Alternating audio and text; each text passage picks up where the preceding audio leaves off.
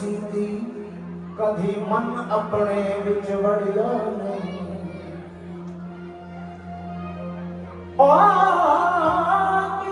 लड़ते नाल शैतान दे बंदिया कभी नफ्स अपने नाल लड़िया नहीं आख्यो पीर पुलेसा वो आसमानी फड़ नहीं जड़ा मन विच वसदे ओनू फड़िया नहीं ओ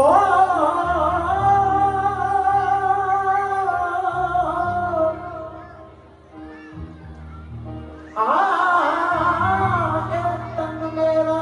चश्मा होवे मैं मुर्शिद वेखन चाहूं लूलू दे लख लख चश्मे एक खोला ते एक कच्चा हूं इतने अनिठियां सबर न आवे